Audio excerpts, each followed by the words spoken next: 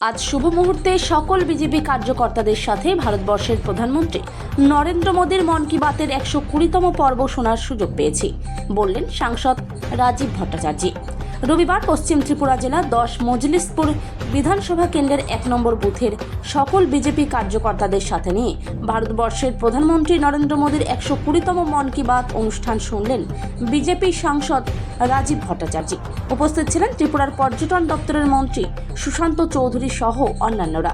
এদিন বক্তব্য রাখতে গিয়ে বিজেপি সাংসদ রাজীব ভট্টাচার্য কি বললেন শুনে নেব বিস্তারিত। আজকে আমার কাছে খুব ভালো দিন। মোদিজিও চর্চা করছিলেন যে আমাদের সামনেই রামনবমী, অর্থাৎ এই যে নবরাত্রির সূচনা আজকে থেকে, চৈত্র মাসের যে নবরাত্রির সূচনা আজকে থেকে হচ্ছে। আমরা দেখবেন আমাদের যে কৃষ্টি সংস্কৃতি, আমাদের যে পরম্পরা এবং আমাদের বিভিন্ন গ্রন্থ যদি আমরা দেখি বা আমরা যদি পুরনো ইতিহাস দেখি, আমাদের এই সনাতন ধর্মের সবচেয়ে বড় জিনিস যে মহিলাদেরকে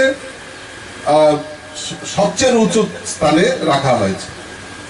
আমরা বিভিন্ন দেব দেবীর পূজা করি, তার মধ্যে মাতৃশক্তির পূজা আমরা বেশি করি। দেবী দুর্গা পূজা করি, কালী পূজা করি, সরস্বতী পূজা করি, জগদ্ধাত্রীর পূজা করি, বাসন্তী পূজা করি, অর্থাৎ মাতৃরূপেণ সংস্থিত একটা দেশ এবং রাজ্য তখনই আমাদের উন্নত শিখরে পৌঁছে যতক্ষণ পর্যন্ত এই মাতৃশক্তিকে আমরা সমাজের উচ্চ স্থানে, অর্থাৎ মাতৃশক্তিকে সম্মান করা এবং মাতৃশক্তিকে জাগরণ করা, সেই লক্ষ্যটা যদি আমাদের সঠিক থাকে তবেই আমাদের উন্নয়ন, আমাদের উন্নতি, আমাদের সবকিছু হয়। আমরাও তো দেখবেন সমাজ জীবনে আমাদের যে পূর্বপুরুষ, আমাদের ঘরেও এই মাতৃশক্তিকেই